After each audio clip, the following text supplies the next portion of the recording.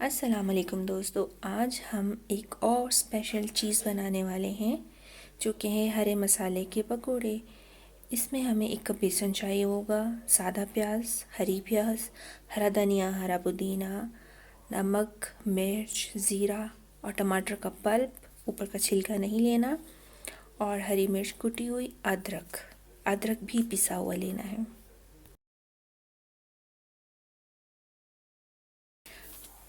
अब हम तमाम चीज़ों को पानी के साथ अच्छा सा मिक्स कर लेंगे। कोशिश करेंगे इसकी कंसिस्टेंसी बिल्कुल नॉर्मल रहे, ना बहुत थिक हो ना बहुत पतला हो। बेसन, तमाम मसाला ज़्यादा ऐड करेंगे।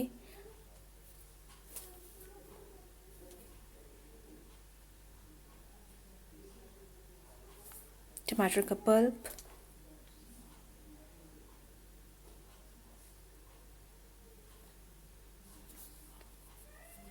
अदरक, हरी मिर्च,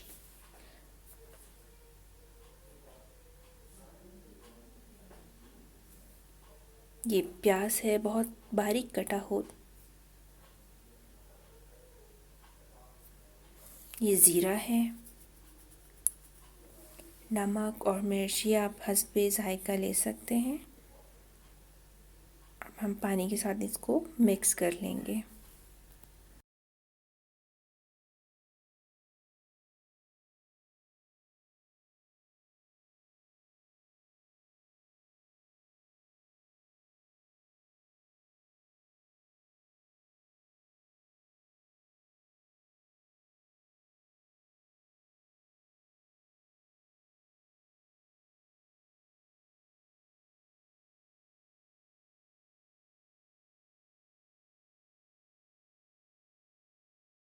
अब हम हरे मसाले के पकौड़ों को एक एक करके फ्राई करते जाएंगे।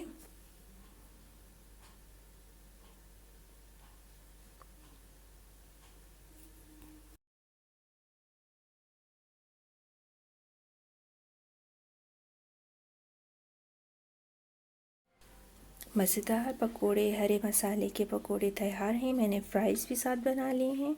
अब मैं टेस्ट करके बताती हूँ। बहुत ही सॉफ्ट, यमी और बहुत ही तीखा सा टेस्ट आ रहा है। रमज़ान में ज़रूर बनाएं और जब खाएं तो मुझे दुआओं में याद रखें। अल्लाह हाफिज़।